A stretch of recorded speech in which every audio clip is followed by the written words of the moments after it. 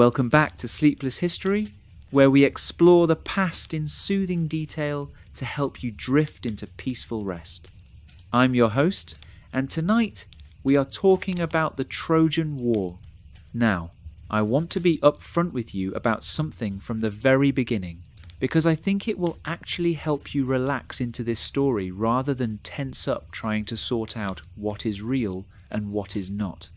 The Trojan War lives in a fascinating and somewhat unusual space. It is part legend, part mythology, part genuine ancient history, and part modern archaeology. For most of the last 2,000 years, it was treated simply as myth. A wonderful story perhaps, but not something that actually happened. And then, in the 1800s, a deeply strange and obsessive man named Heinrich Schliemann picked up a copy of Homer's Iliad, treated it like a map, and went to Turkey to dig. What he found changed everything. So tonight, we are going to do two things. We are going to tell the story, the full, rich, mythological story, with gods and goddesses and golden apples and wooden horses. And then we are going to sit with the archaeology and the historical debate and think about what might actually have happened, stripped of the divine machinery in the late Bronze Age, roughly 3,000 years ago. We will finish by looking at how this story became the foundation for so much of what came after: the Roman Empire, the concept of fate, the idea of the hero as a tragic figure.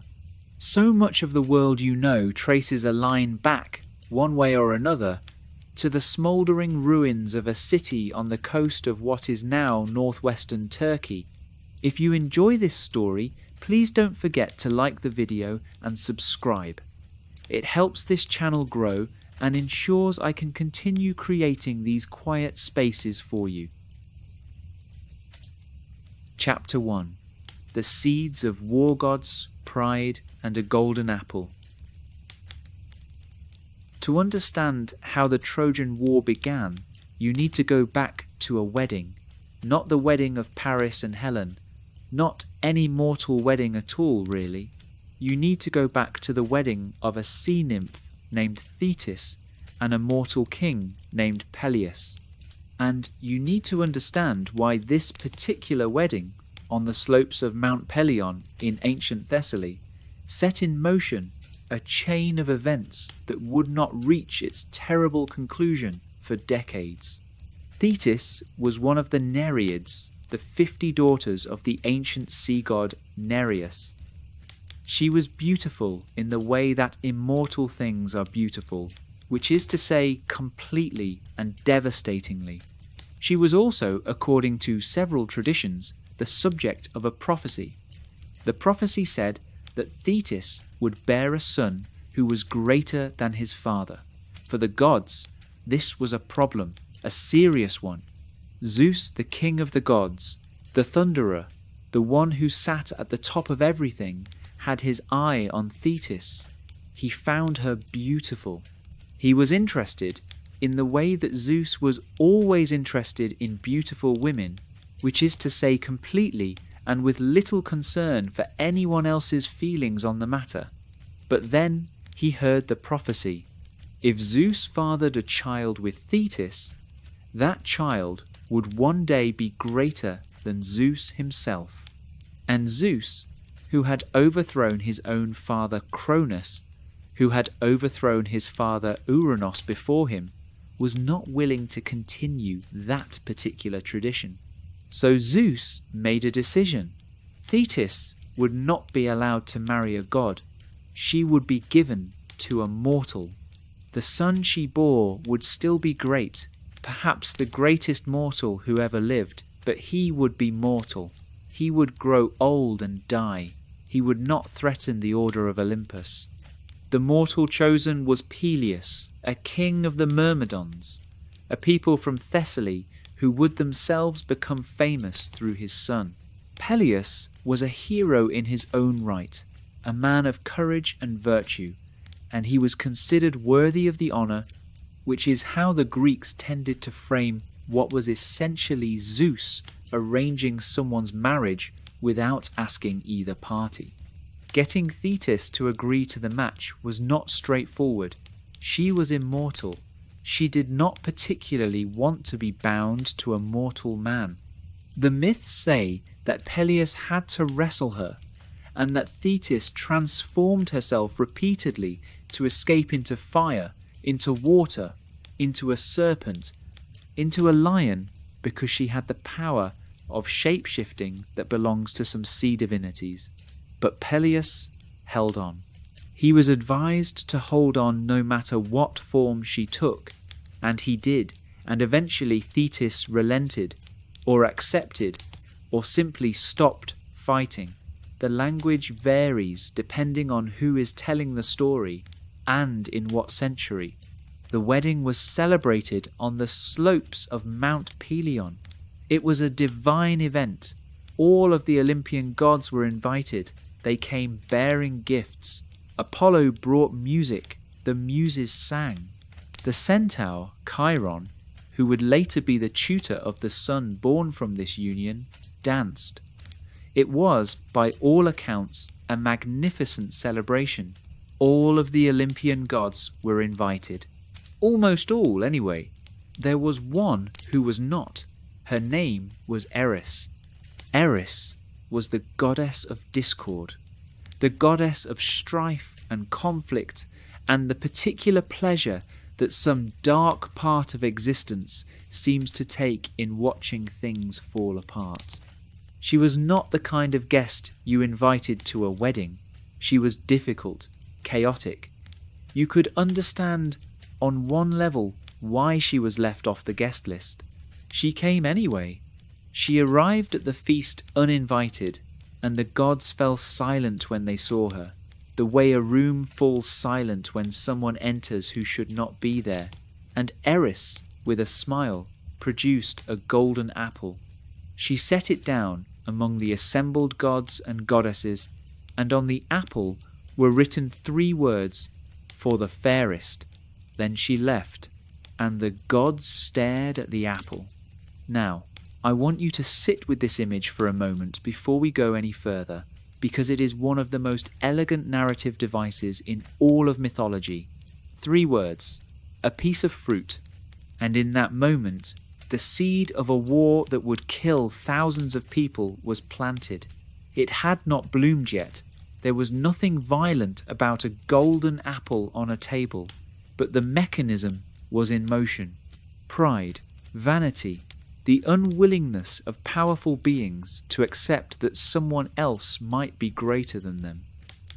These are the things that actually start wars. The myths are telling us, not weapons, not armies, a piece of fruit and an unanswered question. The question, of course, was, which of us is the fairest? 3 goddesses looked at the apple. 3 goddesses believed, each of them completely sincerely, that the apple was meant for her. Hera, queen of the gods, wife of Zeus, the most powerful goddess on Olympus. Athena, goddess of wisdom and strategic warfare, grey-eyed and formidable, sprung fully formed from the head of Zeus.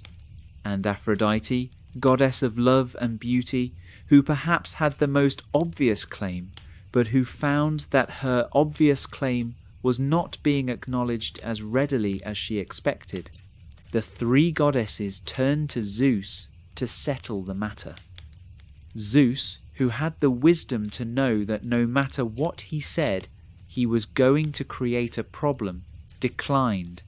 He was not going to choose between his wife, his daughter, and a goddess he was known to favour.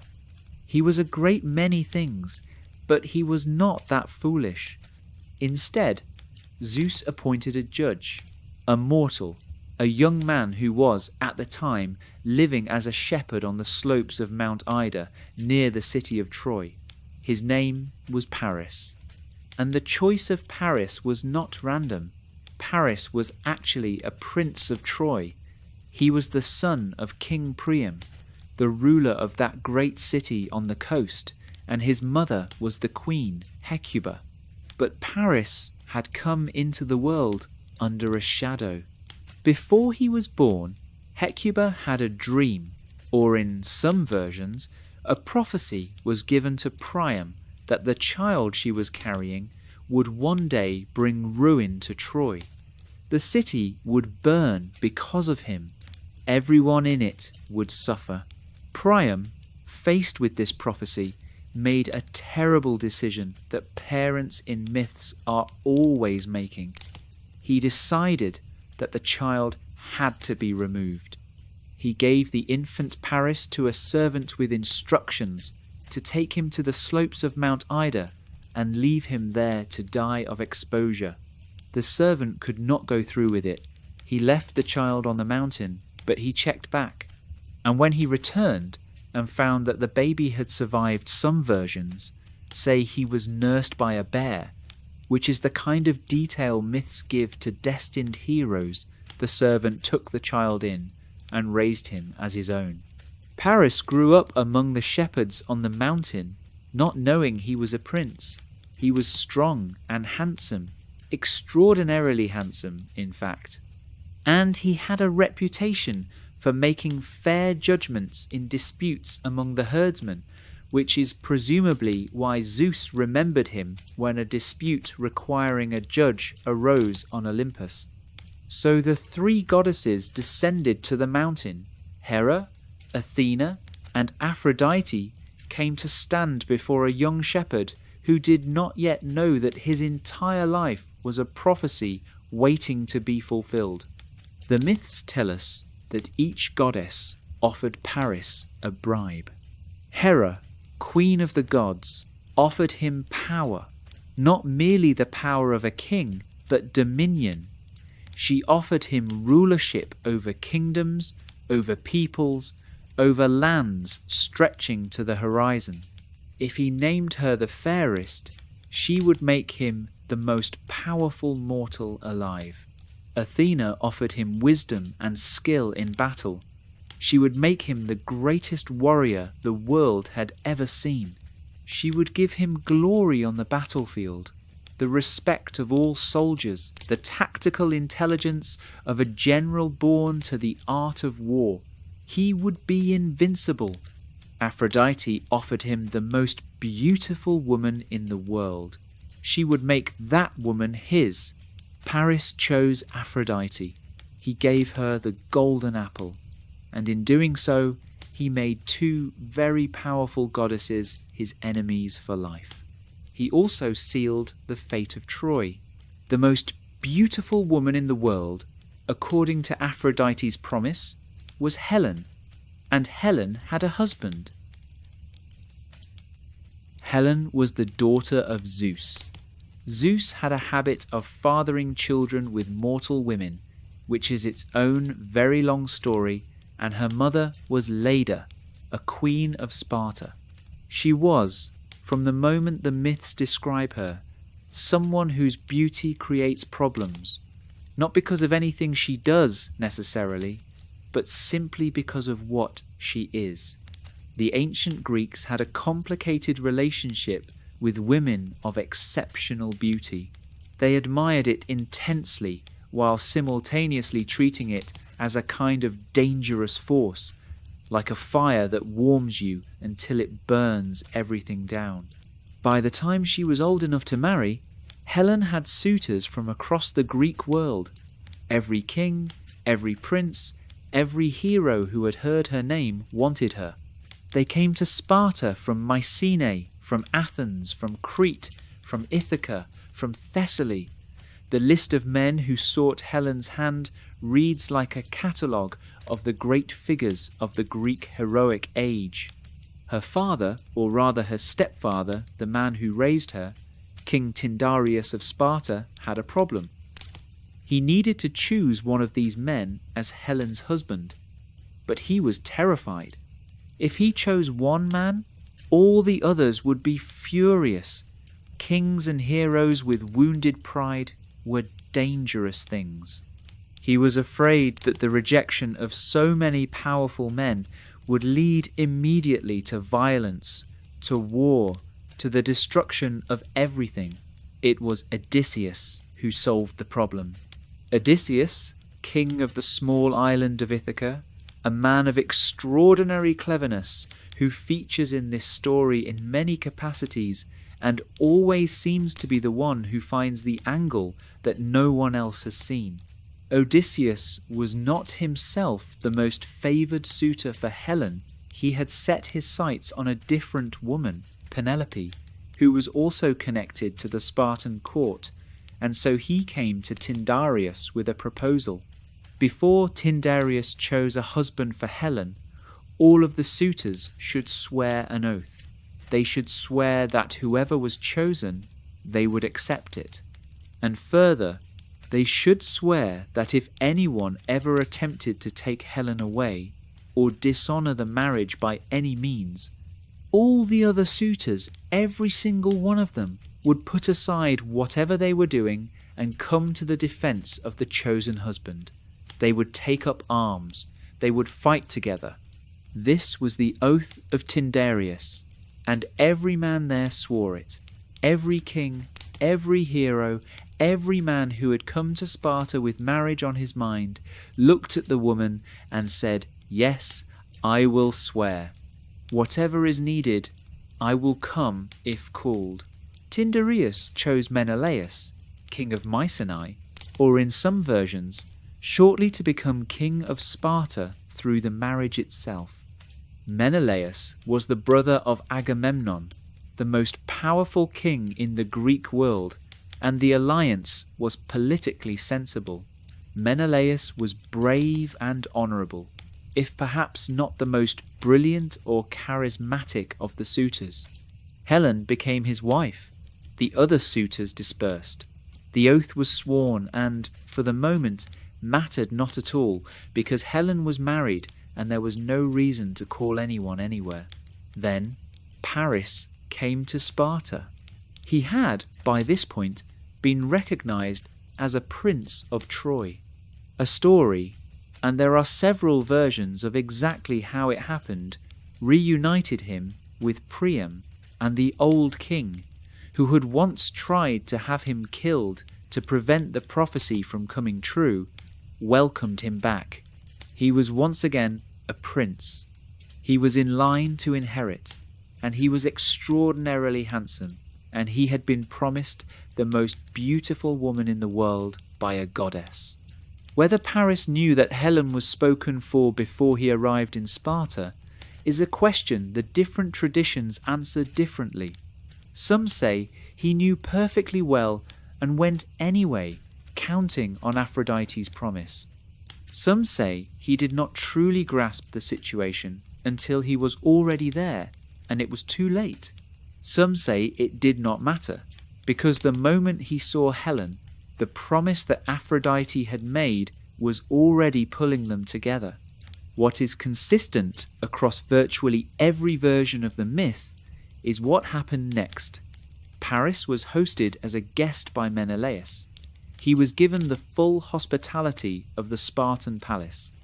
He ate at Menelaus's table, drank his wine, slept under his roof, and Menelaus, who was either obligated to travel or was called away on other business, left Paris in his house.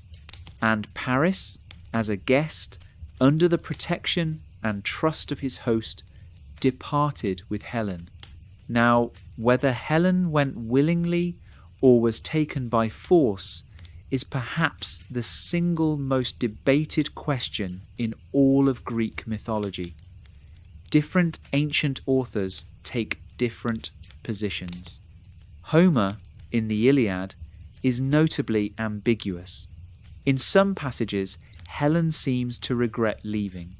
She speaks of Menelaus with something like longing or guilt. In other passages, she seems to resent being treated as an object to be fought over. Herodotus, the great historian of the 5th century before the Common Era, had his own interesting theory about this, which we will get to in the archaeology section. But the mythological tradition is not unified. There is a version where Helen was genuinely enchanted by Aphrodite and was incapable of making a free choice. There is a version where she loved Paris. There is a version where she was simply seized and had no say in the matter at all. What all versions agree on is this: she left Sparta, Paris took her to Troy, and in some accounts they also took a portion of Menelaus's treasury with them, which added insult to an already considerable injury. Menelaus came home to an empty palace and an absent wife. He went to his brother Agamemnon, the greatest king in Greece, and he said, "The oath has been broken. A man has taken my wife. The kings who swore must now be called." And Agamemnon ambitious, calculating, powerful Agamemnon, who perhaps saw in his brother's humiliation an opportunity for something larger than simple revenge, agreed. The oath would be invoked, the kings would come, 1,000 ships would sail to Troy. Agamemnon was the king of Mycenae, and in the political landscape of Bronze Age Greece, as the myths describe it, that made him the paramount ruler among the Greek kings. His domain was the most powerful. His army was the largest. When he called, others listened, even if they did not always like it. Gathering the heroes and kings of Greece to fulfill the oath of Tyndareus was not an entirely smooth process. Some of the men who had sworn were not particularly eager to go to war over another man's wife, even if they were bound by oath. The myths record several interesting attempts to avoid service. One of the most famous involved Odysseus. The same clever Odysseus who had designed the oath in the first place apparently decided, when the time came to honour it, that he would rather stay home. He had a wife he loved, Penelope, and a son, Telemachus, who had just been born. He had his island. He did not want to go. According to the tradition, Odysseus pretended to be mad. When the ambassadors came to Ithaca to collect him, he was out in a field ploughing with a donkey and an ox yoked together animals that should never be paired and sowing salt into the soil. He was, clearly, a madman, useless for war, impossible to draft. The man who saw through the ruse was Palamedes, a clever hero from Nauplion. Palamedes placed Telemachus, the infant son, directly in the path of the plough, and Odysseus swerved to avoid the child. In doing so, he revealed that he was perfectly sane. He had simply not wanted to go. He went, and he never forgave Palamedes for it. Another famous case was Achilles. Achilles was the son of Peleus and Thetis, the very couple whose wedding had set all of this in motion, and he was already spoken of as the greatest warrior of his generation. His mother Thetis, however, knew what war held for her son. She knew, because the threads of fate are not hidden from immortal beings, that if Achilles went to Troy, he would win glory beyond any mortal who had lived before him, and he would die young, very young.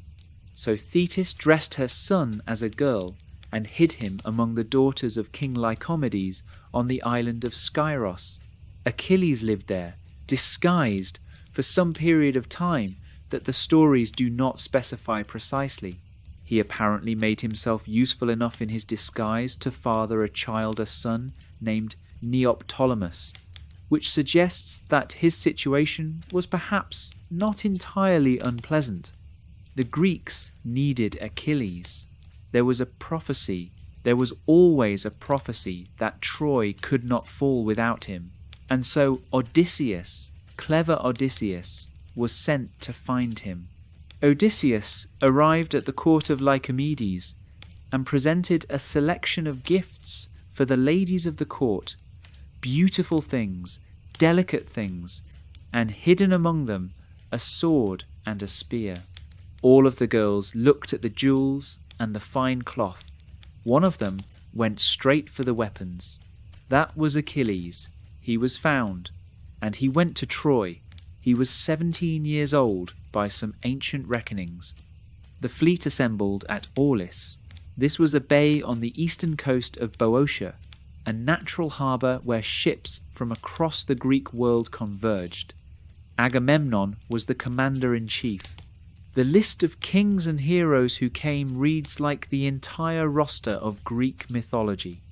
Achilles and his Myrmidons, Odysseus, Diomedes, Ajax the Great and Ajax the Lesser, Nestor, the ancient and wise king of Pylos, Idomeneus from Crete, Protesilaus, Philoctetes, and dozens more. And they sat there. The fleet sat at Aulis, and the winds would not come. The seer Calchas, whose job it was to read the will of the gods, made his pronouncement. The winds were still because the goddess Artemis was angry. She was angry with Agamemnon specifically. The reasons differ in the tellings. Perhaps he had killed a sacred deer. Perhaps he had boasted too openly about his hunting skill. Perhaps it was something more symbolic, a representation of the blood the campaign would spill, but the cause mattered less than the cure. The cure, Calchas told them, was that Agamemnon must sacrifice his eldest daughter. Her name was Iphigenia. She was a girl, a child, a princess of Mycenae, who had nothing to do with any of this. The debate that followed in Agamemnon's tent was one of the most agonizing in all of myth. He was being asked to kill his daughter, to start a war that was, when you reduced it to its bare elements, being fought to recover his brother's wife. He hesitated. Some versions say he refused outright, initially. Some say he wept. Some say he agreed immediately, because he was the kind of man who had already weighed the equation. Iphigenia was brought to Aulis under a deception. The story she was told, the story her mother Clytemnestra was told, was that she was to be married to Achilles, a glorious match. A young princess coming to be the bride of the greatest warrior in the world. She came in celebration, in bridal clothing, perhaps with some of the lightness that accompanies a young woman travelling toward her future. What happened at the altar varies enormously by source.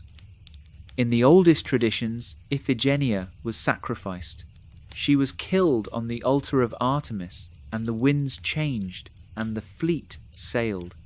In other traditions, the ones that Euripides favoured, the ones that seem to have become increasingly popular as classical Greek audiences became less comfortable with the idea of child sacrifice as something a hero does. Artemis intervened at the last moment.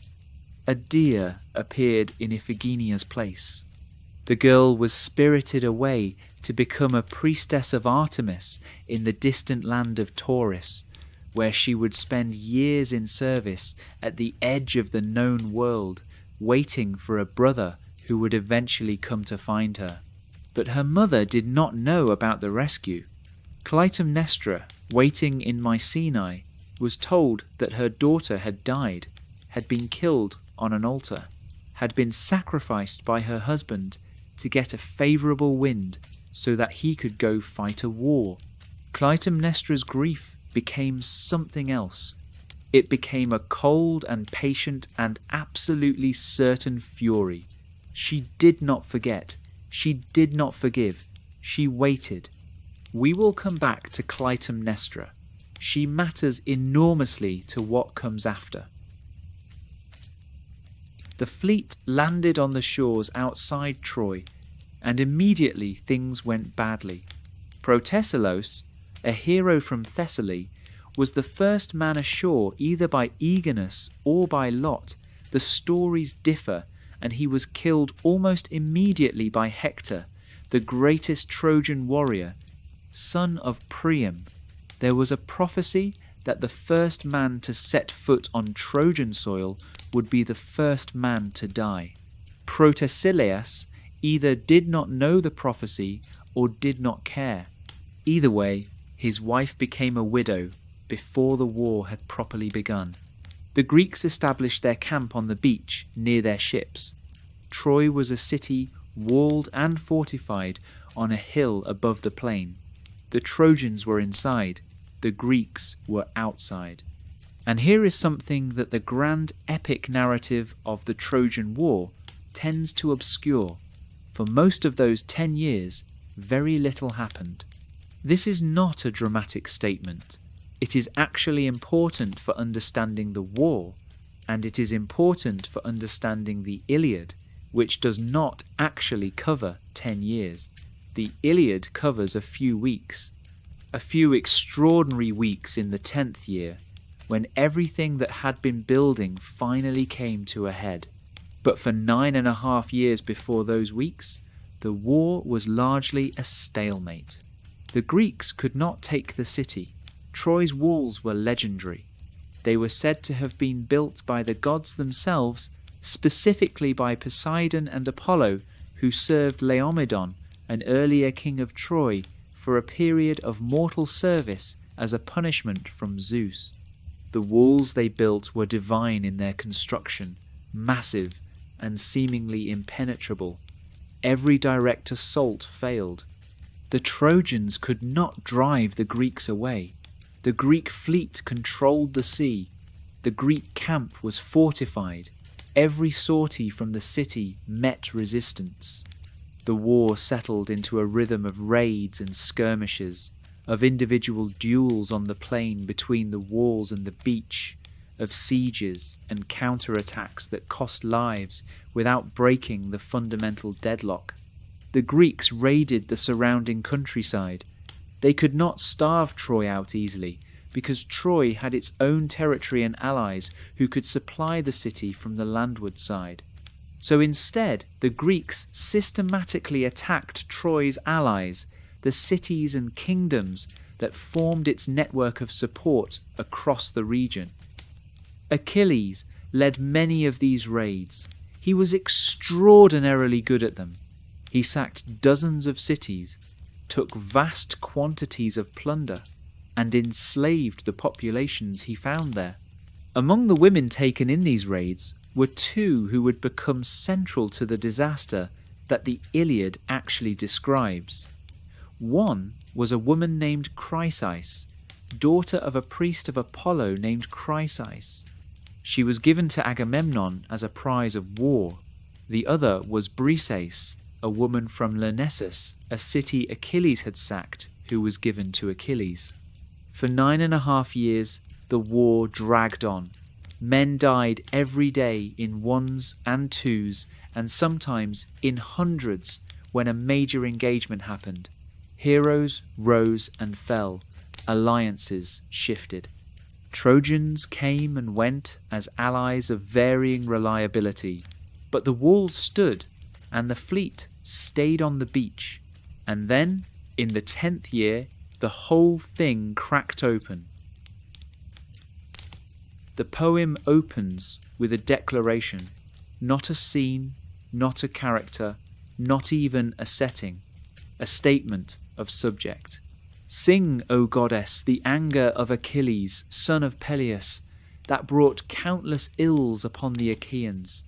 That is the first line of the Iliad, more or less, and it tells you everything you need to know about what kind of story this is. This is not a story about the Trojan War. This is a story about anger. Specifically, the anger of one man, and the consequences of that anger for everyone around him. It begins with a plague. Apollo sends a plague to the Greek camp. Arrows fall from the sky. That is how the ancient poets described the sudden onset of disease, as arrows from the god of the silver bow, and men and animals begin to die. The camp is in chaos, the dead piling up, the living afraid. The seer Calchas, the same Calchas who had told Agamemnon what was required at Aulis, knows what is causing the plague. But he is afraid to say it, because the answer is going to make a very powerful man very angry. He asks Achilles to protect him first. Achilles swears it, and Calchas tells the truth. The plague has been sent by Apollo because Agamemnon refused to return the girl Chryseis to her father. Chryses, the priest of Apollo, had come to the camp with a ransom, a generous ransom, to buy back his daughter, and Agamemnon had driven him away. He had kept the girl and insulted the priest. Apollo heard his priest's prayer and answered it with disease. Agamemnon, confronted publicly with this accusation, was furious, but he agreed. He said he would give Chryseis back. He did not want to be responsible for the deaths of his own men. He would return her to her father, but he was not going to simply suffer a loss without compensation. He would take Briseis. He would take Achilles' prize. And now we have arrived at the actual heart of the Iliad. Not a theft of a wife, not a divine apple, a commander taking a soldier's war prize. It seems on the surface almost small, petty even. Two men arguing over the ownership of a captive woman who has no say in any of it. But it was not small in the world the Iliad describes. Prize-taking was not just about the object, it was about honour. It was the visible, public, material proof of a warrior's worth. If the commander could take your prize whenever he felt like it, it meant that your courage and your victories counted for nothing. It meant that the system of reward that made war make sense, that made it possible to send men into mortal danger, with the promise that their bravery would be recognized, was a lie. Achilles was enraged in a way that went beyond anger. He said things at the assembly that you did not say to the commander-in-chief. He called Agamemnon greedy. He pointed out that Achilles himself had the most to lose in this war, and the least personal stake in it. He had no quarrel with the Trojans, he said. Nobody had stolen anything from him.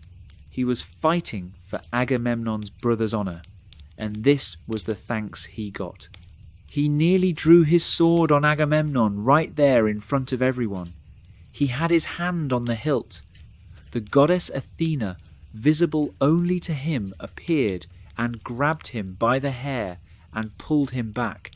She told him to use words as weapons instead. She promised that his restraint would be rewarded. Achilles sheathed the sword. But he made a declaration that would prove to be one of the most consequential statements in all of epic poetry. He said, "I will fight no more." He said he would take his myrmidons, the soldiers who belonged specifically to him, and he would withdraw from the fighting. He would sit in his tent on the beach.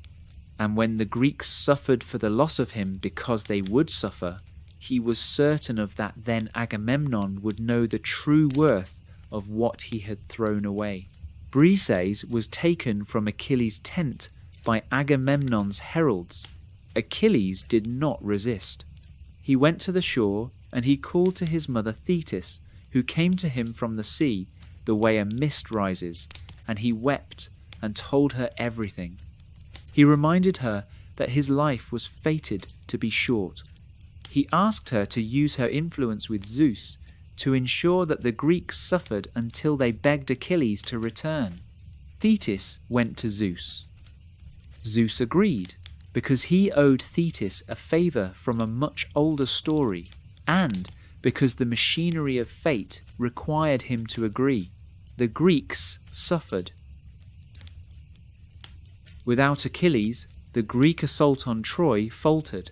The Trojans, led by Hector, pushed back. They won engagement after engagement. The fighting moved away from the walls of the city and toward the Greek camp. Men who had been relatively safe on the beach for 9 years suddenly found themselves fighting for their lives. The Iliad moves through a series of episodes in these middle sections that are worth spending some time with, because they reveal the world of the poem in all its complexity. There are formal duels. At one point, Paris and Menelaus agree to settle the entire war in single combat. Winner takes Helen. Everyone goes home. It is a sensible proposal. Both sides agree. The gods watch from above. The duel begins, and Paris is losing. He is going to lose. Aphrodite, who loves Paris, wraps him in a mist and spirits him away, back to Troy, back to Helen's bed, safe and alive but deeply unheroic. Menelaus is left standing on the battlefield, having technically won a duel that did not resolve anything. There is the catalogue of ships, a remarkable section of the poem where Homer lists every contingent in the Greek army, every ship that sailed, every king and captain and hero. It is the ancient world's most detailed piece of military record-keeping embedded in an epic poem, and it has fascinated historians and archaeologists for centuries as a possible record of real Bronze Age geography. There are the embassy scenes, attempts by the Greeks to persuade Achilles to return. Old Nestor goes. Phoenix, the man who helped raise Achilles, goes. Ajax the Great goes. They come to Achilles' tent with an extraordinary offer. Agamemnon will return Briseis untouched. He will give enormous gifts. He will give his own daughter in marriage and estates and wealth beyond counting. All Achilles has to do is come back and fight. Achilles refuses. This is one of the most extraordinary moments in ancient literature. A warrior, offered everything a warrior could want: honour restored, wealth, marriage into the most powerful family in Greece, says no. He says he would rather live long and quietly at home than die young with glory. He says he has seen through the heroic code. He says it is not worth it. But he says it while sitting on a beach next to his ships instead of going home. He is not actually going to sail. He just cannot bring himself to fight for Agamemnon. It is rage and wounded pride masquerading as philosophical rejection of the whole enterprise. The Trojans keep pressing. They cross the defensive trench the Greeks have dug around their camp. They set fire to one of the ships. The situation has become critical. Patroclus was Achilles' closest companion. The nature of their relationship has been debated by scholars for 25 centuries, and we are not going to settle it here. But what the text makes absolutely clear is that Patroclus loved Achilles deeply, and Achilles loved Patroclus more completely than he seems to have loved anyone else in the world. Patroclus watched the Greeks dying. He watched the ships burning. He watched men he had known for a decade falling under Trojan spears. He could not endure it. He went to Achilles and he said, "If you will not fight, at least let me. Let me borrow your armour. The Trojans will think it is you. They will retreat. We can stop this." Achilles agreed. He agreed with conditions. Patroclus was to drive back the Trojans, but not to pursue them to the walls of Troy. He was not to go too far. He was to return safely. Patroclus put on the armour of Achilles. He led the Myrmidons into battle, and the effect was exactly as intended. The Trojans, seeing what they took to be Achilles coming for them, recoiled. They fell back. Patroclus fought brilliantly. He drove them back across the plain. He killed many men. He saved the ships. He did everything Achilles had asked. And then he forgot the instructions, or chose to ignore them. He pursued the retreating Trojans toward the walls of the city. He was caught up in the momentum of victory, in the intoxication of it. Apollo, who had always protected Troy, was watching. He struck Patroclus, not killed him, stunned him, disoriented him, stripped away his ability to defend himself. Then Euphorbus, a Trojan warrior, struck him with a spear from behind, and then Hector, the greatest Trojan warrior, the man who had been Achilles' true counterpart throughout the whole war, approached. Hector killed Patroclus. He stripped the armour of Achilles from the body and put it on himself. The news reached Achilles. What happens to Achilles when he hears that Patroclus is dead is described in the Iliad with extraordinary care. He does not reach for a weapon. He does not immediately roar for battle. He collapses. He throws himself to the ground and pours dust and ashes over his head. He screams, and the screaming is so loud that his mother Thetis hears it in the sea and comes to him. Thetis holds her son and asks what has happened, and he tells her, and then he tells her what he is going to do. He is going to go back. He is going to fight. He is going to kill Hector. Thetis tells him what this means. If he kills Hector, his own death will follow shortly after. This is the prophecy. He has always known it. Kill Hector, and Achilles dies soon after. He says, "Then I will die, but first Hector must die." Thetis goes to Hephaestus, the divine blacksmith, god of the forge, to make new armour for her son. And Hephaestus creates the most famous shield in all of literature, the shield of Achilles, which Homer describes for over 100 lines, a cosmic object on which the entire world is depicted. The ocean, the earth, 2 cities, one at peace and one at war, vineyards and harvests and dances, and a great river. The whole of human life carried into battle on the arm of a man going to his death. Achilles takes the new armour. He goes to the assembly. He reconciles with Agamemnon, or rather, Agamemnon makes a speech and gives back Briseis and gives the promised gifts, and Achilles accepts them with about as much warmth as someone accepting a formal apology for a genuine wrong. He does not seem to care particularly about any of it anymore. He cares about one thing. The battle that follows the return of Achilles is catastrophic for the Trojans. He moves through the field like something beyond human. He kills so many men that the river Scamander, running across the plain, is choked with bodies and protests to Achilles, that he is filling it with the dead. The god of the river rises in fury against Achilles, and Achilles is saved from drowning in a divine river only by the intervention of other gods.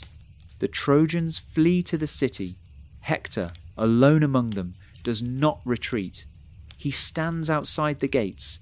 He knows what is coming. He stands and waits. His father Priam sees Achilles coming and begs from the walls, weeps and calls for Hector to come inside. His mother Hecuba tears her clothing in grief and pleads for her son's life. Hector stands and waits, and then, at the last moment, he runs. The most celebrated warrior in Troy, the hero his people depend on, runs from Achilles, and Achilles chases him. 3 times around the walls of Troy they run, and the gods watch from above, and the balance of fate is weighed, and Hector's end is measured in the scales and found to have come. Athena tricks Hector. She appears to him in the form of his brother Deiphobus, tells him she will fight beside him, tells him to turn and face Achilles. He turns, he throws his spear, it misses. He reaches for his sword, and then he sees that Deiphobus is gone. There is no brother, there was never a brother, there is only himself and Achilles, and the spear that Achilles is raising. Hector asks only one thing before he dies. He asks that his body be returned to his family for proper burial. Achilles kills him, and then he does something extraordinary and terrible. He ties Hector's body to the back of his chariot and drags it around the walls of Troy 3 times. While the Trojan royal family watches from the walls, he does this day after day. He cannot let Hector go. He keeps the body, treating it with contemptuous violence. And miraculously, this is one of those moments where the gods show something like mercy in the Iliad. Apollo protects the body from corruption. Hector's flesh does not decay, the wound does not fester, the body is preserved. The Iliad moves toward one of the most remarkable endings in ancient literature. Priam, the old king of Troy, the father of Hector, comes to Achilles' tent at night. He comes alone, or nearly alone, guided by the god Hermes in disguise. He comes under cover of darkness to the tent of the man who killed his son, and he puts his lips to the hands of Achilles, the hands that killed Hector, the hands that are stained with his son's blood, and he begs for Hector's body. Achilles weeps. Priam weeps. 2 men who are enemies by every measure, who have every reason to hate each other, sit together in a tent at night and weep for the same losses from opposite sides of them. Achilles sees in Priam the image of his own father, Peleus, who will also lose a son. Priam sees in Achilles something almost beyond his ability to explain the humanity that lies underneath the terrible thing. Achilles gives back the body. He grants a truce for the funeral. The Iliad ends with Hector's funeral. The war is not over. Troy still stands. Achilles is still alive. But the poem has told the story it needed to tell, and it ends here, with the sound of Trojan women lamenting over their greatest defender. The Iliad is not a story about who wins the war. It is a story about what war costs. Chapter 2. The Fall of Troy, the Heel, the Horse, and the Fire. The Iliad ends with the funeral of Hector. But the war continues, and the stories that come after the Iliad, the so-called epic cycle, a collection of ancient poems that together told the whole arc of the Trojan War from its divine origins to its long, painful aftermath, carry us through the remaining events with the same mixture of tragedy and inevitability that runs through Homer's work. Achilles does not have long to live after Hector dies. The prophecy has always been clear on this: a short life with great glory, or a long life with none. He chose the first path the moment he decided to return to battle. The death of Achilles, as the ancient sources describe it, is, in some ways, almost anticlimactic compared to the titanic scale of everything that preceded it. He is not killed by another great hero in a face-to-face duel. He is not felled on the battlefield in the way that a warrior of his stature might expect. He is shot by an arrow. The arrow is fired by Paris. Paris, who chose Aphrodite and started all of this, who has throughout the war been something of an ambiguous figure, charming and beautiful and beloved by Aphrodite, but not exactly covered in martial glory, more often seen deflecting from actual combat than seeking it. Paris was an excellent archer. Archers in the heroic tradition occupied an ambiguous position.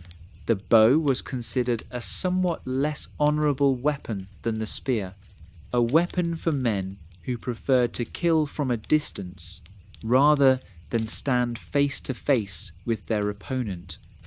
Paris fires the arrow, and where does it strike?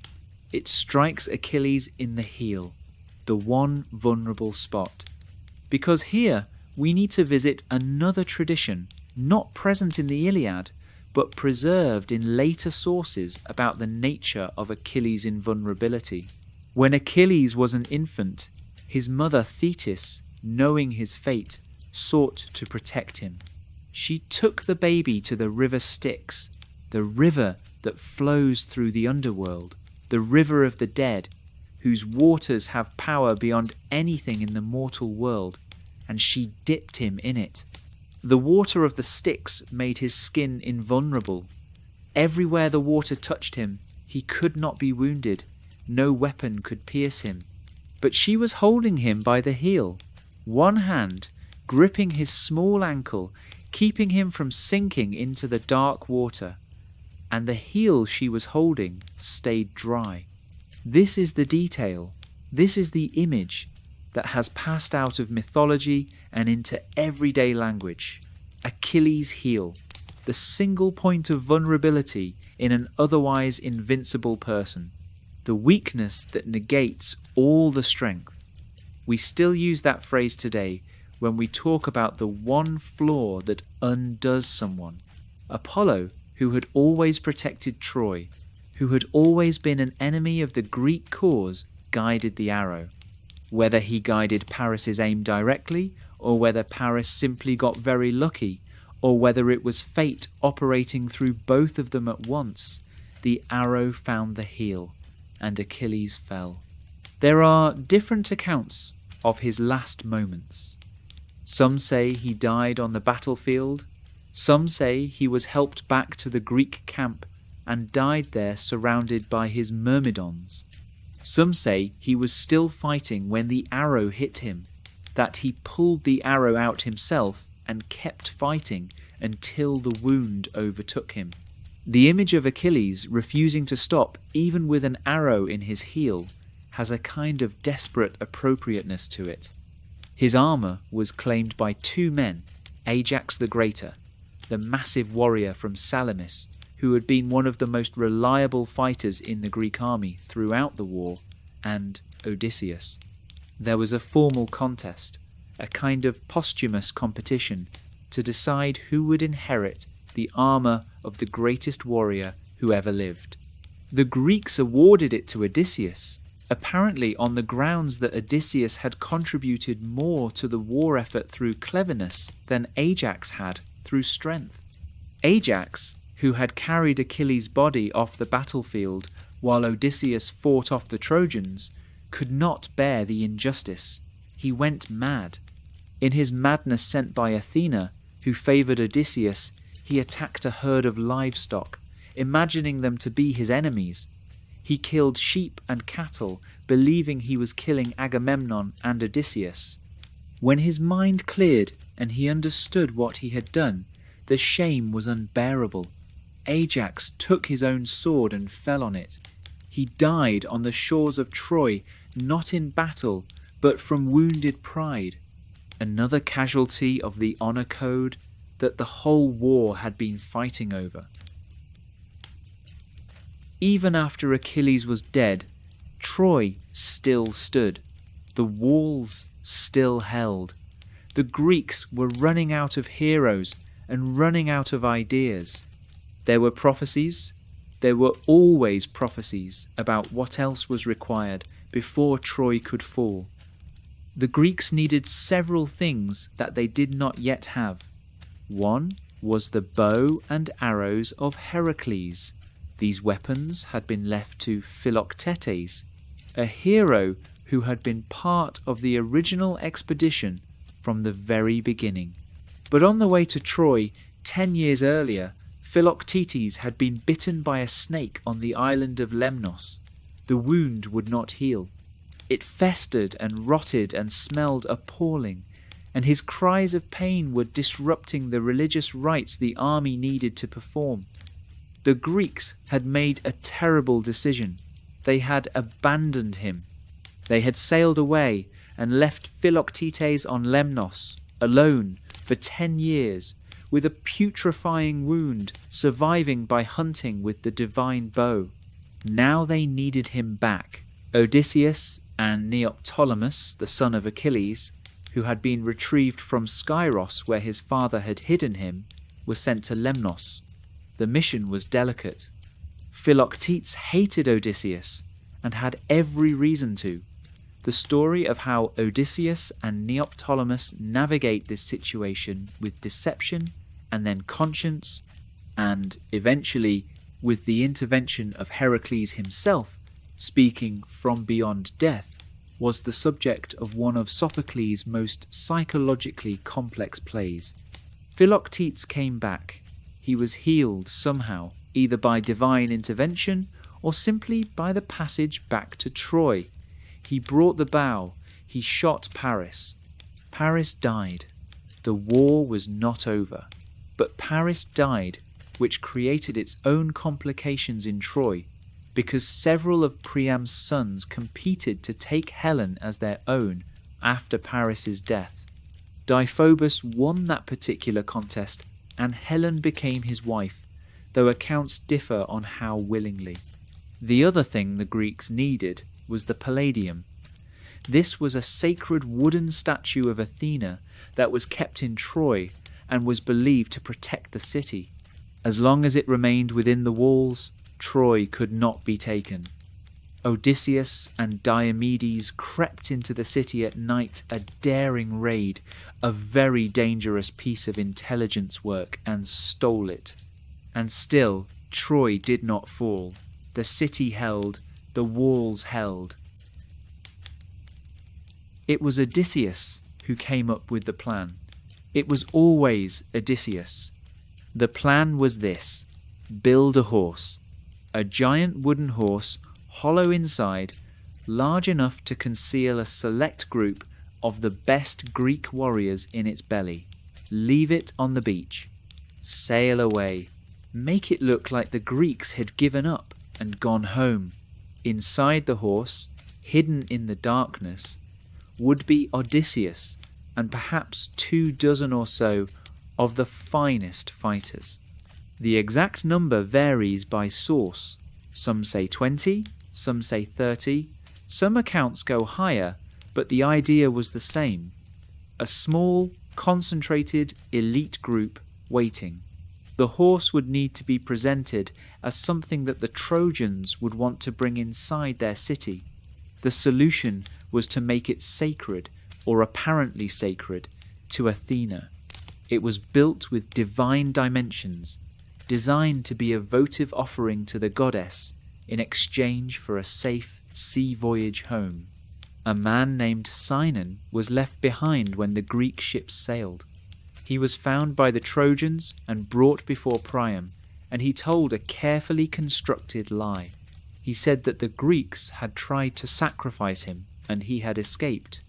He said the horse was indeed a sacred offering to Athena, built deliberately large so that the Trojans could not bring it through their gates, because if they brought it inside, the divine protection would transfer from Greece to Troy. Now, the Trojans were not unanimous about the horse. There were voices against it. Cassandra, the daughter of Priam, who had the gift of true prophecy and the curse that no one ever believed her, screamed her warnings. She said the horse was full of armed men. She said it would destroy the city. She had spent years saying true things that everyone dismissed. They dismissed her now. Laocoon, a Trojan priest of Poseidon, had his own misgivings. He threw a spear at the horse and struck its side, and those inside apparently held very still while the hollow wood rang with the blow. He addressed the assembled Trojans and gave the warning that has come down through centuries in Latin, Timeo denauas et dona ferentes, which translates as, I fear the Greeks, even bearing gifts. This phrase, do not trust gifts from those who wish you harm, comes from the mouth of a man who was about to die for saying it. 2 sea serpents came out of the water and killed Laocoon and his sons while the Trojans watched in horror. The Trojans interpreted this as divine punishment for Laocoon's impiety in attacking the sacred offering. It was Poseidon's doing, according to the tradition, and Poseidon had sided with the Greeks throughout the war. The serpents were a punishment, but not the kind the Trojans thought. They decided to bring the horse inside. They tore down part of their own wall. The gate was not wide enough, and they dragged the horse through the gap on rollers with ropes, and they set it in the central courtyard of the city. Then they celebrated. They feasted and drank in a way they had not been able to for 10 years. Troy was still standing. The Greeks had gone. The war was over. They had survived. They drank themselves to sleep. Sinon gave the signal when the city was silent. He opened the horse's hidden door. The warriors inside lowered themselves to the ground. Odysseus, Menelaus, Diomedes, Neoptolemus, and others moving through the dark streets of a city that did not yet know it was dying. The Greek fleet, which had sailed only as far as the nearby island of Tenedos and anchored there in darkness out of sight, turned around and came back. Their ships landed on the beach. The army poured ashore. The warriors inside the horse had meanwhile spread through the city and were opening the gates. The army outside poured through. What followed was the sack of Troy, and ancient sources do not spare the reader any of it. Fire, killing, the capture and enslavement of the women, old Priam seeking sanctuary at the altar of Zeus in the courtyard of his own palace, and Neoptolemus, the son of Achilles, cutting him down there at the altar in the place that should have been sacred. Hector's infant son, Astyanax, was killed. Different versions give different accounts of how, but the ancient sources are consistent that he died. He was killed because the Greeks feared that if he lived, he would one day seek revenge for Troy. He was not yet old enough to speak. Not all of the Greeks behaved with the same degree of violence. Some of the deaths and atrocities of the sack were committed in cold blood, and even within the mythological tradition, there was an understanding that some of what happened there was wrong.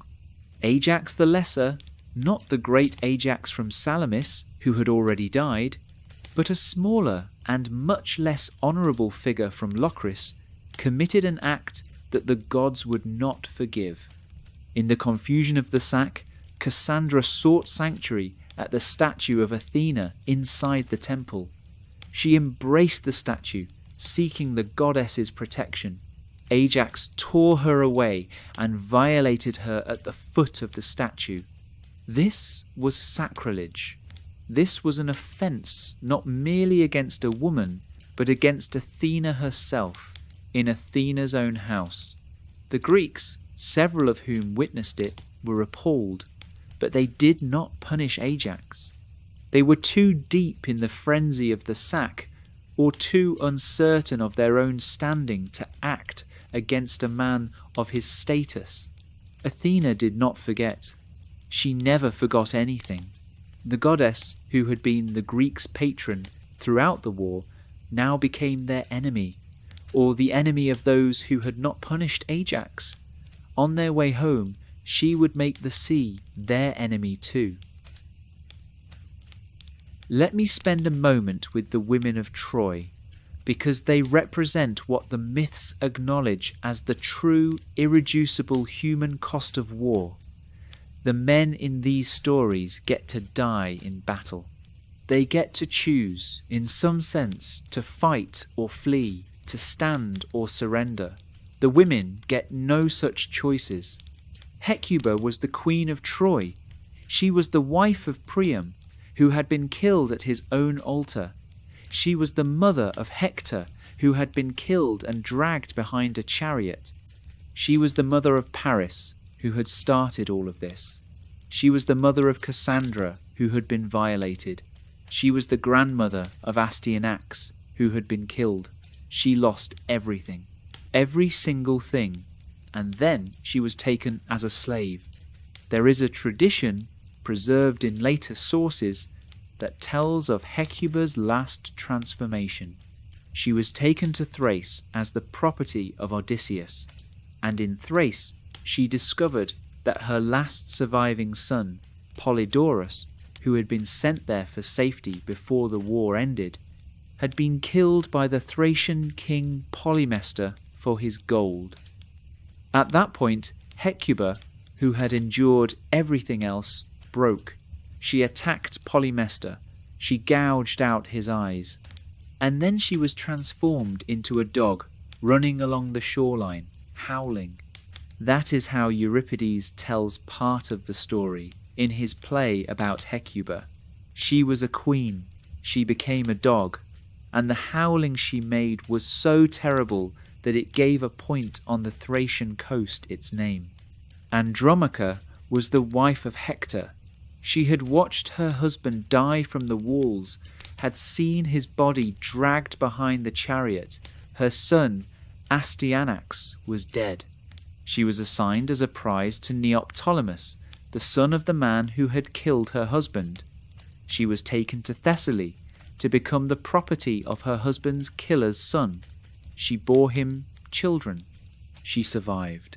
She outlasted almost everyone in this story, and the survival itself was a kind of continuation of grief. Cassandra, daughter of Priam, prophetess, was given to Agamemnon. She had spent the entire war telling the truth and being ignored. She told him not to bring her home. She told him what was waiting at Mycenae. He did not listen. They sailed home together to their deaths. Helen was recovered. Menelaus found her. Some stories say he went looking for her with his sword drawn, intent on killing her, and there are varying accounts of what happened. Some say she bared her breast, and the sight of her beauty made him drop the sword. Some say she threw herself on his mercy. Some say she had information about the Greek warriors still hiding in Troy and used it to bargain for her life. Whatever happened, she lived. She sailed home to Sparta with Menelaus, and by most accounts they lived there together for the rest of their lives, a somewhat peculiar outcome for a war that had killed 50,000 people. The city burned. The smoke must have been visible for 50 miles. Chapter 3. Archaeology and History. For most of the last 2,000 years, when educated people thought about the Trojan War, they thought about it the way they thought about stories in general. It was myth. It was literature. It was wonderful, important, formative literature, the kind of literature that shaped civilizations, but it was not history. There was no real Troy. There was no real Achilles. Helen and Paris were characters in a story, the way Cinderella and the wolf in Little Red Riding Hood are characters in stories. This was the consensus position of classical scholarship through most of the 19th century, and it was not an unreasonable position. The events described in the Iliad and the rest of the epic cycle belong to what the Greeks themselves called the Age of Heroes, a time before written records, before cities in the classical sense, when gods and mortals interacted directly and extraordinary things were possible. Most educated people treated this the way most educated people today treat stories about King Arthur as legends that might contain a kernel of historical truth underneath all the accumulated storytelling, but nothing you would take to an archaeologist.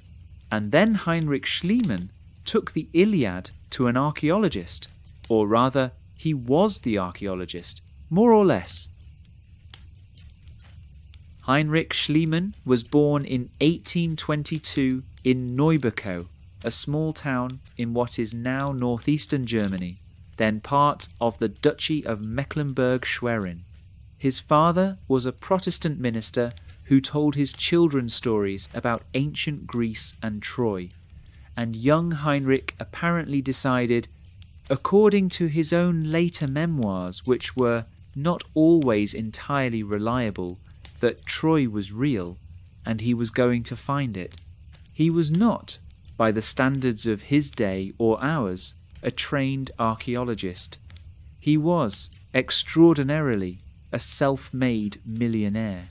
He had started as a grocery store assistant, gone to work in importing and trading, shown remarkable aptitude for languages and business, and made his fortune through various commercial ventures, including a stint in California during the gold rush of 1849.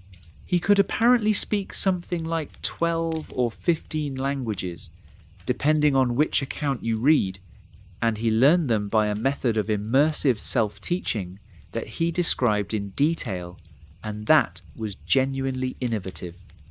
He was unusual in almost every way a person can be unusual. He came to formal study of ancient Greek relatively late in life, learned the language, immersed himself in Homer, and became convinced that Homer was not a poet of pure fiction, but a poet who was preserving genuine historical memory. He believed that the sites Homer described were real sites, that the geography in the poem corresponded to actual geography, and he went looking. By the time Schliemann arrived at what would become the most important site in the story, a debate was already underway among classical scholars about where Homer's Troy might actually have been, if it existed at all. There were two main candidates. One was a site called Bunabashi in the hills some distance inland from the Aegean coast of northwestern Turkey. Some scholars preferred this location because of how the landscape appeared to match certain details in Homer's descriptions. The other candidate was a place called Hisarlik, much closer to the coast. A British consul and amateur antiquarian named Frank Calvert had already identified Hisarlik as a promising site and had actually done some preliminary digging there. He was convinced that the mound concealed the ruins of Troy, but he lacked the funds and the international connections to pursue a full excavation. Schliemann had both. He and Calvert had an uneasy collaboration. Schliemann brought resources, energy, and what would charitably be called passionate conviction, along with some methodological practices that made actual archaeologists wince. He brought labourers in great numbers, and he dug, and he kept digging. What Schliemann found at Hisarlik was extraordinary and complicated in equal measure. The mound at Hisarlik, it turned out, was not one Troy, it was many Troys, laid one on top of another over thousands of years of continuous or near continuous occupation, like a layer cake of human habitation. Each layer represented a different period, a different city, sometimes a different culture. The technical term archaeologists use for a site like this is a telemound, formed by successive settlements built on the ruins of what came before. Schliemann identified several layers, which he numbered. He was looking with deep passion and complete certainty for the Troy of Priam, and when he found a layer that showed evidence of burning and destruction and great wealth, he announced that he had found it. He had not found it. The layer he announced as Homer's Troy, now called Troy II, was too old. It dated to around 2300 before the Common Era, roughly 1,000 years before the time period in which the Trojan War is supposed to have occurred. He had found a real Bronze Age city, a wealthy and important one, but not the right one. He had dug straight through the one he was looking for, without realizing it. He also did something archaeologists still shudder at when they discuss it. In the spring of 1873, he discovered an extraordinary cache of metalwork and jewellery that he immediately named Priam's treasure. There were gold cups, silver vessels, bronze weapons, diadems, earrings of extraordinary craftsmanship, thousands of objects of obvious value and antiquity. Schliemann was so certain he had found the treasure of the Trojan kings that he had his wife, Sophia, smuggle the objects out of the site in her shawl and the dig workers' baskets. He was supposed to share finds with the Ottoman government under the terms of his excavation permit. He did not. He kept Priam's treasure and eventually displayed it in Berlin, where it remained until the Second World War, when it was moved for safekeeping and was subsequently captured by Soviet forces. It is, as of the time of this recording, in the Pushkin Museum in Moscow. But none of that diminishes the fundamental insight, which was right even if the execution was sometimes chaotic. Troy was real. It was at Hisarlik. The site showed continuous occupation from roughly 3000 before the Common Era. The mound covered a remarkably long sequence of human history. Schliemann was wrong about which layer was Homer's Troy, but the work continued. Later excavators, notably Wilhelm Dörpfeld in the 1880s and 90s, and a major expedition from the University of Cincinnati led by Carl Blegan from 1932 to 38, refined the picture considerably. The numbering of layers became more elaborate. What Schliemann called his major layers were subdivided and re-evaluated, and two layers in particular became the focus of debate about which one might correspond to the Trojan War as described by Homer. The first is Troy 6. This was a large, impressive, well-built city. It dates to roughly 1700 to roughly 1200 before the Common Era, encompassing the period when the Trojan War is supposed to have occurred. Troy 6 had massive walls, genuinely impressive defensive architecture, with towers and gates and a carefully planned layout. The walls were thick and tall and would have been formidable obstacles. Blegan's excavation found evidence that Troy 6 ended in destruction, which was initially exciting. But closer examination suggested that the primary cause of its destruction was an earthquake. The walls show the characteristic cracks and displacement patterns of seismic damage. Troy 6, for all its impressiveness, probably fell to the ground shaking rather than to a Greek siege. The second candidate is Troy 7a, the layer that sits directly on top of the ruins of Troy 6. And this is the layer that currently has the most archaeological support as the possible site of a real historical war. Troy 7a shows several things that are consistent with the legend. The city was rebuilt relatively quickly, on the remains of Troy 6 rebuilt in a somewhat hurried and less careful way than the city below. The walls were repaired with less precision. There is evidence of crowding, of a higher population density than the city's infrastructure was designed to support. This is consistent with what you might expect if the surrounding countryside had been threatened, people retreating inside the walls, bringing their animals and possessions with them. The city ends in destruction by fire. The evidence is clear and consistent. There was a significant conflagration. Burned material, ash, scorched architecture. There are bodies. Human skeletal remains in unusual positions, in contexts that suggest they were not given proper burial people who died and were left where they fell rather than being collected and properly interred. This is what violent death in a sacked city looks like in the archaeological record. There is evidence of concentrated food storage, large pottery vessels for storing grain and other staples found in private houses. This is consistent with a population preparing for a siege, stockpiling provisions.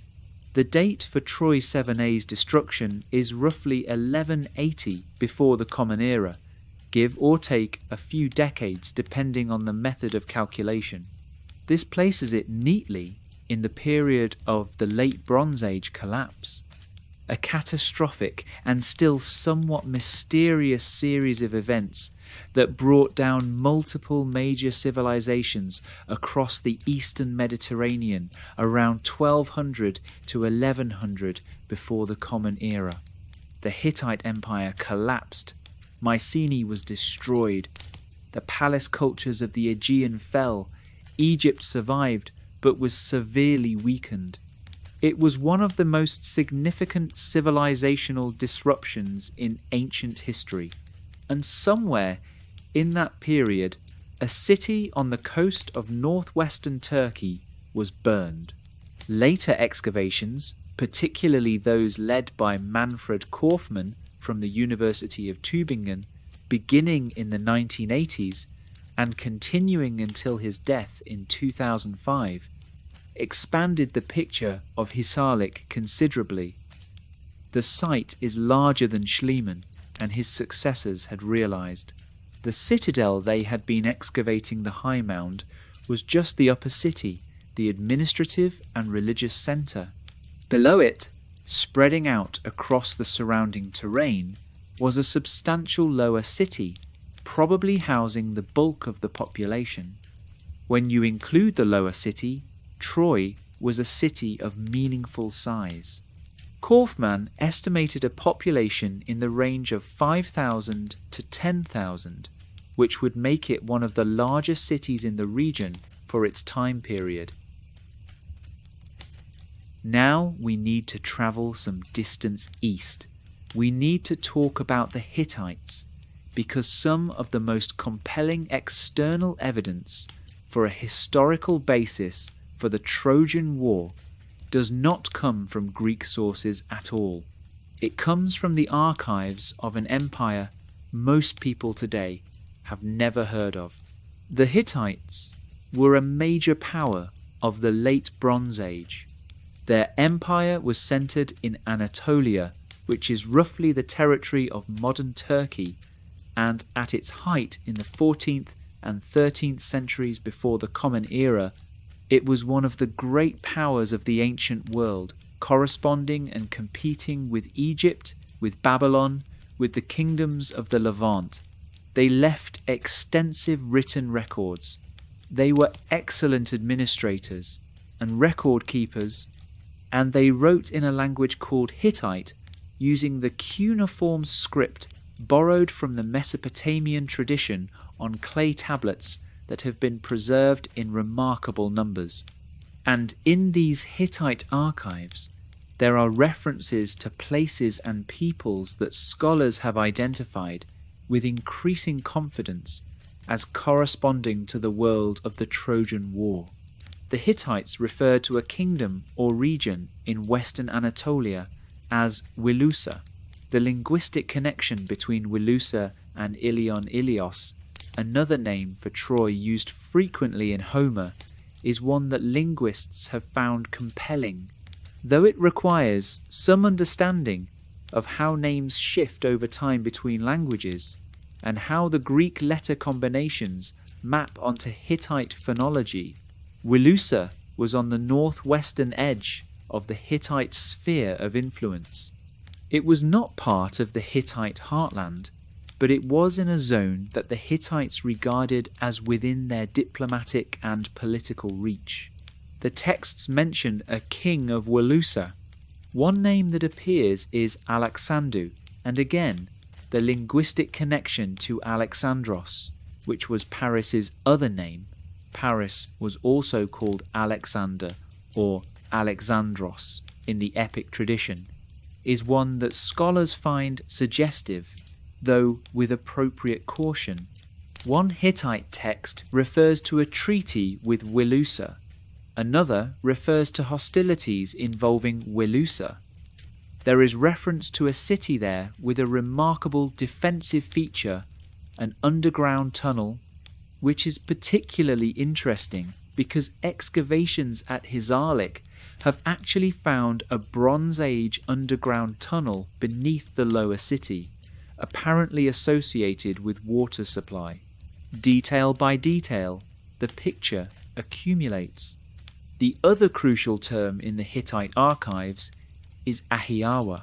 This word appears multiple times in Hittite documents over a period of roughly 2 centuries, referring to a powerful kingdom to the west, a kingdom across the sea. The Hittites wrote about ahiawa the way powerful states write about rival powers they take seriously. They negotiated with them, corresponded with them, sometimes complained about them. Scholars have proposed, with significant textual support, that ahiawa is the Hittite rendering of Achaia, the Greek word for Greece, or at least for the Mycenaean Greek world. The Achaeans, the Achaioi, the people Homer calls by that name throughout the Iliad. The fit is not perfect. Philological arguments can be made in both directions, but the current scholarly consensus leans toward the identification as plausible and probably correct. If it is correct, then the Hittite archives give us external, independent, contemporary evidence that the Mycenaean Greeks were a recognized power in the late Bronze Age world, that they had interests and influence in and around the region of Western Anatolia, and that a place called Wilusa in northwestern Anatolia was a point of political and potentially military contention.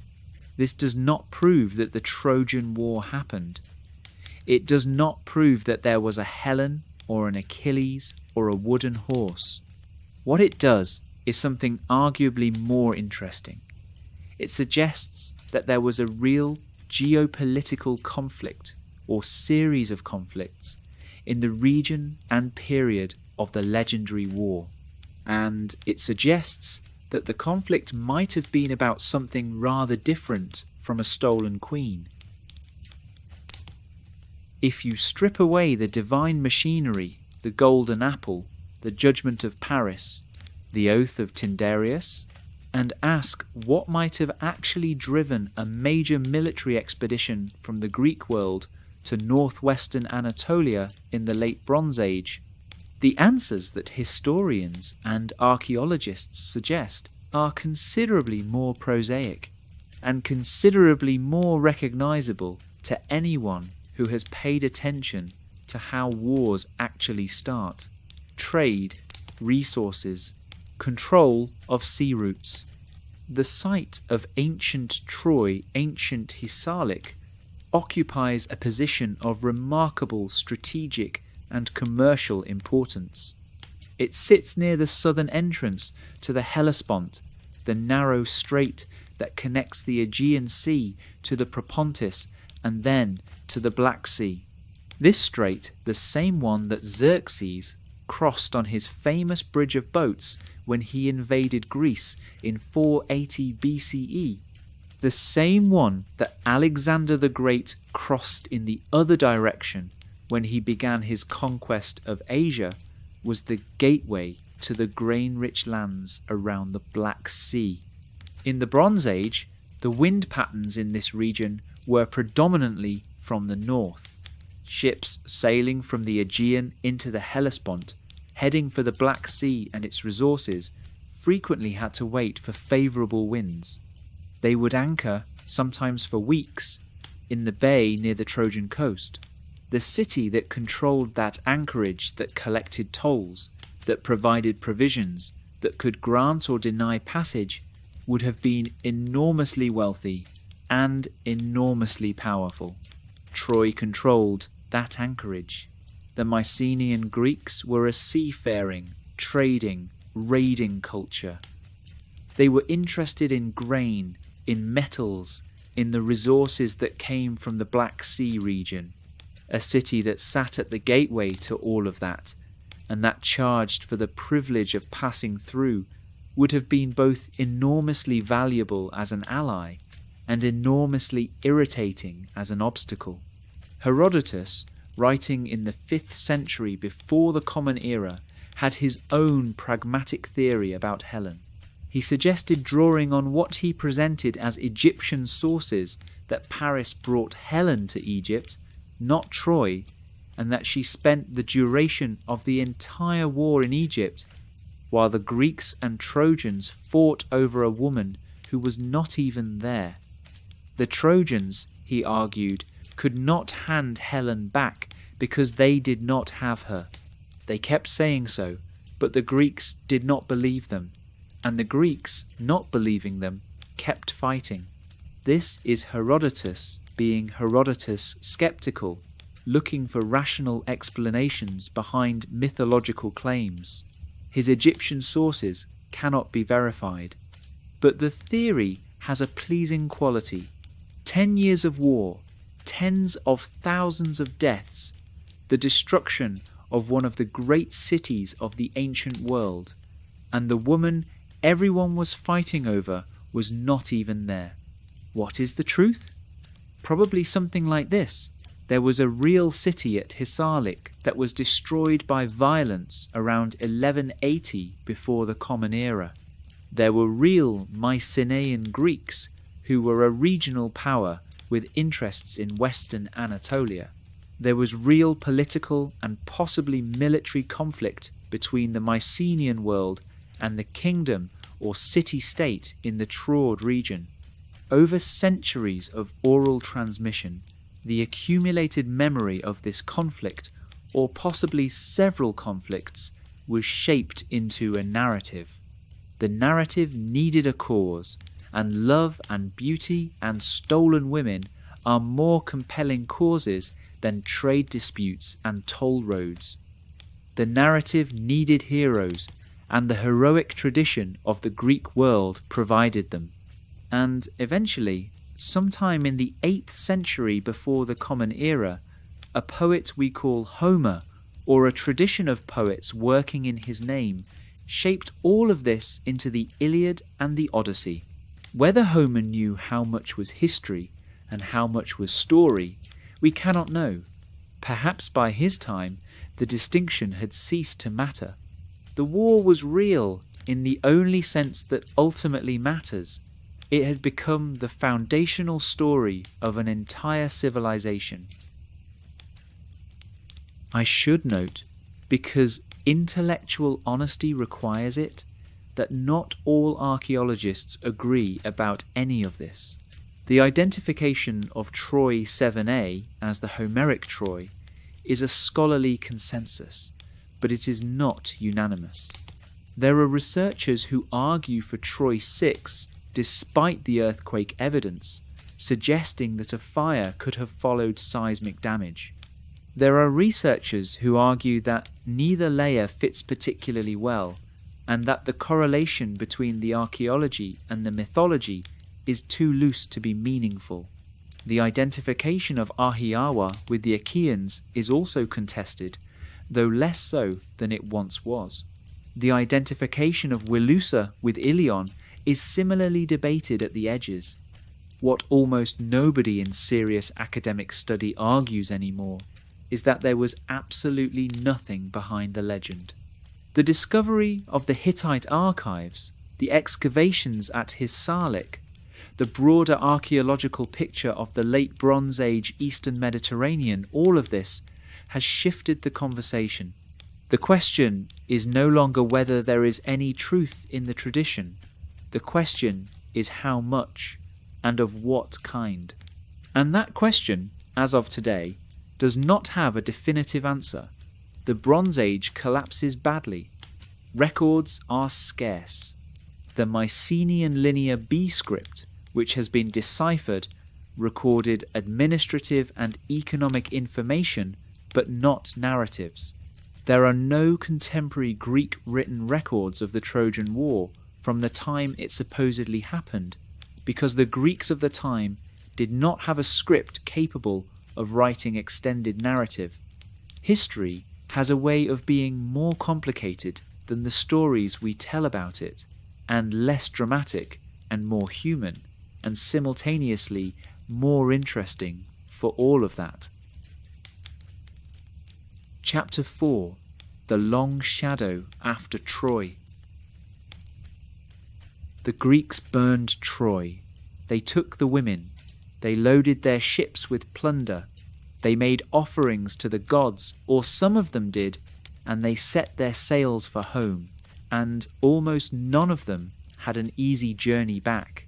This is one of the things the ancient Greeks seemed to understand with deep and somewhat melancholy clarity. The experience of war does not leave you when the war ends. It follows you home.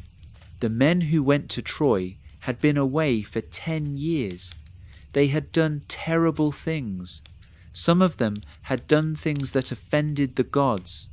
The sea was angry. The winds were wrong. And the world they had left behind had not been waiting quietly. The stories of the returns from Troy in Greek, the nostoi, meaning homecomings, are a collection of tales that follow the various heroes back to their home kingdoms, and most of the tales are not happy ones. Men who survived 10 years of war were killed in shipwrecks, or were blown far off course, or arrived home to find that things had changed in their absence. Two of the most significant homecomings deserve our attention. Agamemnon returned to Mycenae in triumph. He came back with his ships, his plunder, and a Trojan princess, Cassandra, the prophetess, who went to her death, warning him every step of the way. He had been away for 10 years. His wife, Clytemnestra, had not been idle. Clytemnestra had never forgiven her husband for the sacrifice of Iphigenia, the daughter killed at Aulis, the girl lured to her death with a false promise of marriage. For 10 years, Clytemnestra had lived with that knowledge, and it had become something hard and purposeful inside her. She had taken a lover, Aegisthus, a man with his own grievances against Agamemnon, a man who had the motive and the willingness to be part of what was coming. The details of what happened next are most famously preserved in the Oresteia, a trilogy of tragedies written by Aeschylus in 458 before the Common Era, one of the most extraordinary pieces of dramatic literature that has come down to us from the ancient world. Agamemnon came home. Clytemnestra welcomed him publicly with every appearance of warmth and ceremony. She had a great bath prepared for him, the home of a king returning from a decade away. Agamemnon stepped into the bath, and Clytemnestra threw a net over him, a robe, some accounts say, or a net specifically designed to entangle so that he could not raise his arms to defend himself. And she killed him.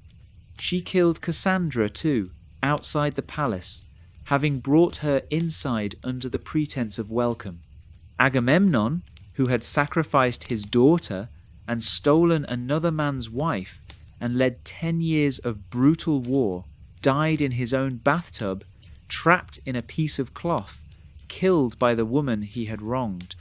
The story did not end there. Agamemnon's son, Orestes, was sent away for his own safety. When he was young, this would become important. His daughter Electra, who had grown up in the court of the murderers, kept the memory of her father alive with a kind of devoted, terrible intensity. And when Orestes returned, as a young man, the cycle of vengeance continued. He killed Aegisthus, and then, at the direct command of the god Apollo, he killed his mother. The murder of a mother matricide was the most horrifying act in the Greek moral framework, even in the service of justice, even commanded by a god, even to avenge a murdered father. It was an act that summoned the Furies, the ancient divine forces of vengeance whose specific jurisdiction was crimes committed within families. Orestes was hounded by the Furies across the Greek world. He went half mad. He sought purification at sanctuary after sanctuary. And eventually, in Aeschylus's telling, The matter came before a court, a new kind of court, a jury of Athenian citizens, presided over by Athena herself. The Furies argued for their ancient pre-Olympian understanding of justice. Apollo argued for Orestes. The jury voted. It was a tie, and Athena cast the deciding vote in favour of Orestes. The verdict transformed the Furies. They became the Eumenides, the kindly ones, benevolent spirits of the earth, rather than monstrous engines of revenge. And the cycle of blood that had begun at Aulis, when Iphigenia was sacrificed, was finally broken, not by more killing, but by a new institution, law. Aeschylus was writing this in the context of Athens in the 5th century before the Common Era. He was writing about the transition from tribal blood vengeance to civic legal justice. He was using the fall of the house of Atreus Agamemnon's family, with its multi-generational catalogue of crimes, as the vehicle for a meditation on how civilization is built. The Trojan War, in his hands, became an argument for democracy and the rule of law. Odysseus had the most famous, difficult homecoming of all. His return took 10 years, as long as the war itself, and the account of those years is the Odyssey, Homer's other great epic, and in many ways a different kind of poem from the Iliad. Where the Iliad is fundamentally tragic, a poem about the costs of war and the limits of heroism, the Odyssey is something more ambiguous. It is an adventure story. It is a poem about the desire to go home. It is a study of what it means to be clever in a world that keeps testing you. And it is, at its heart, a poem about identity, about a man who spends a decade trying to remain, in some meaningful sense, himself against everything the world throws at him. Odysseus faced the Cyclops Polyphemus, whose father was Poseidon, and in escaping he gave Poseidon a personal reason to make his voyage as difficult as possible. He sailed past the Sirens, whose singing promised knowledge but delivered death by having himself lashed to his mast. He lost his men to the cattle of the sun god Helios, when they ate animals they had been explicitly told not to touch. He spent years on the island of the goddess Calypso, who wanted to make him immortal and keep him forever, and he chose mortality and his home and his wife over eternity. He visited the underworld and spoke with the shades of the dead, including Achilles, who told him that he would rather be the lowest living slave than the king of all the dead. He arrived home in disguise, tested his wife's suitors, strung his own bow in a contest they could not win, and with his son Telemachus and 2 faithful servants, killed every man in his hall who had spent years treating his house as their own. And then he sat down with Penelope, his wife, and told her everything. The Odyssey is concerned with a question that the Trojan War, as a subject, raises very sharply. What does a man become after he has done the things that war requires? Can he come home? Can he be the person he was before? Odysseus manages it, more or less. He comes home, he wins, he restores order. But he is going to have to leave again, because the prophecy that Tiresias gave him in the underworld said so. The restlessness, the need to go toward the horizon, it does not stop when the war ends. Not every story from the Trojan War ends in Greece. There was a Trojan prince who survived. His name was Aeneas. He was the son of the goddess Aphrodite and a Trojan man named Anchises, which made him a half-divine figure with a mother who was interested in his survival. He appears in the Iliad itself, where he fights bravely and has a number of notable encounters and is rescued by the gods on more than one occasion. In the Iliad, Poseidon prophesies that Aeneas will survive the war and that his descendants will rule over the Trojans. In the centuries after Homer, a tradition developed about what happened to Aeneas after Troy fell. He escaped the burning city carrying his aged father Anchises on his back, and leading his young son Ascanius by the hand, and taking the household gods of his family, the Penates, the sacred figures that represented the divine protectors of the home. He was one of the very few Trojans who escaped, and he was destined for something. In the 1st century before the Common Era, the Roman poet Virgil took this tradition and built upon it the greatest work of Latin literature.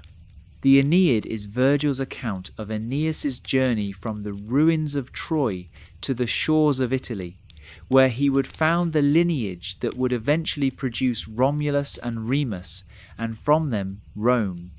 The Aeneid is consciously modelled on Homer. The first half echoes the Odyssey, Aeneas wandering, driven off course, having adventures, mourning losses. The second half echoes the Iliad, Aeneas, fighting a war in Italy to establish his foothold, the Latin equivalent of the Trojan War playing out in reverse, with a Trojan on the winning side. The poem was written as a patriotic epic for the Rome of Augustus Caesar, the first Roman emperor, who had a political interest in having his own family connected to the divine ancestors of Rome. The genealogy Virgil traces goes like this. Aeneas arrives in Italy, he fights, he wins. His son Ascanius founds the city of Alba Longa. Generations pass. Romulus, descendant of that line, founds Rome. Julius Caesar's family, the Julians, claimed descent from Aeneas through his mother Aphrodite or Venus in the Roman tradition. Augustus Caesar, who adopted himself into that line, was therefore descended from a goddess, descended by extension from the Trojan War. The greatest empire in Western history, in this mythology, was the inheritance of the losers of that 10-year siege. The Aeneid gives Aeneas a famous tragedy along the way, which has its own echo of the larger story. In Carthage, on the coast of North Africa, Aeneas meets the queen Dido. She falls deeply in love with him. He stays with her. He forgets, for a time, his mission, his destiny, the thing fate requires of him. And then the gods remind him, and he leaves, sailing away in the night while Dido is still sleeping. She wakes to find his fleet already at sea. She builds a great pyre and throws herself upon it as he watches from the deck of his ship. Virgil is gesturing at Homer again, very deliberately. Aeneas and Dido echo Paris and Helen in some ways, and Achilles and the heroic code in others, the tension between love and obligation, between what you want and what history requires of you. The Trojan War, already 800 years in the past by Virgil's time, was still the lens through which the most profound human questions were being examined. The story of the Trojan War has never stopped being told. It was retold in Roman poetry, and in Greek drama, and in Byzantine histories, and in medieval romances. Geoffrey Chaucer wrote Troilus and Cresside, a medieval reimagining set in the siege of Troy. William Shakespeare wrote Troilus and Cressida, which is one of his most cynical and difficult plays, a work in which almost no one is admirable, and the heroic world is shown as hollow and corrupt. Christopher Marlowe gave us Dr. Faustus, who conjures the shade of Helen and asks whether her face launched 1,000 ships. The phrase that launched 1,000 ships has become part of English. So has Achilles' heel. So has the Trojan Horse, We use it now to describe any malware, any hidden threat disguised as something beneficial. The judgment of Paris, the face that launched 1,000 ships, the Achilles heel. These are phrases that go about in the world entirely separated from their origin, used by people who have never read a word of Homer or thought about Hisarlik or the late Bronze Age. That is how powerful this story is. It has been told for roughly 3,000 years. It has travelled across languages and cultures and religions and civilizations that would have been completely unrecognizable to each other. It has been turned into operas, films, comic books, video games, novels, paintings, sculptures. There is a Hollywood film called Troy from 2004, starring Brad Pitt as Achilles, that has been watched by millions of people who will never open the Iliad. The story persists because it speaks to things that do not change. It speaks to pride and its costs. It speaks to the terrible consequences of letting small conflicts grow into large ones. It speaks to the way the people who start wars are often not the ones who pay the heaviest price for them. It speaks to the experience of fighting far from home for a cause that begins to feel more abstract with every passing year. It speaks to what happens to the families left behind. It speaks to the difficulty of going home again. Achilles is the greatest warrior who ever lived, and he is furious in his tent because someone took his prize. Hector is the greatest hero of his people, and he runs from the man who will kill him out of pure human fear. Hecuba is the queen of a great city, and she ends as a dog howling on a beach. Odysseus is the cleverest man alive, and it takes him 20 years to get home. Helen is the most beautiful woman in the world, and she cannot make a single meaningful choice about what happens to her. History is like this. The great heroes and villains of the past were, underneath their epithets and their divine parentage and their armour and their fate, just people. They were afraid and proud and loving and cruel and capable of both extraordinary courage and extraordinary pettiness, sometimes in the same afternoon, and somewhere on a hillside in northwestern Turkey, under layers of soil and stone, and the ruins of cities built on top of cities, built on top of cities, there is ash, there is bronze, there are bones. There is evidence that something happened there a very long time ago that people decided was worth remembering. That is the story of the Trojan War. From a wedding on Mount Pelion to a golden apple, to a fleet of 1,000 ships to a wooden horse, to a burning city to the long, difficult voyages home, and then the centuries of stories that grew from those ashes. I want to thank you for spending this time with me tonight. Whether you are still awake right now, or whether you fell asleep somewhere around the death of Patroclus and are only hearing this in some half-dreaming state, that is all right. That is more than all right. If you are listening to this for the first time, or the 5th time, I hope that somewhere in the story you found a moment of rest. History is, among other things, the record of how many times human beings have found themselves in situations they did not choose, responding as best they could, making mistakes and sometimes making wonders, and leaving behind enough traces that someone, thousands of years later, can sit in the dark and say, that happened. Those were real people. Their city burned, and we still remember their names. Priam, Hector, Andromache, Achilles, Patroclus, Odysseus, Penelope, Helen. We still say their names. There is something consoling in that, I think. The specific fear you have tonight, Whatever it is, the particular thing that is keeping you awake probably feels very large right now. It probably feels like the largest thing in the world, and in your world, tonight, it is. But you are also a point in a story that began long before you and will continue long after, and the people in the oldest stories we have were also kept awake sometimes, were also afraid, were also wondering whether they would make it through to the other side. Most of them did, and the ones who did not, we tell their stories anyway, maybe especially theirs. Sleep well.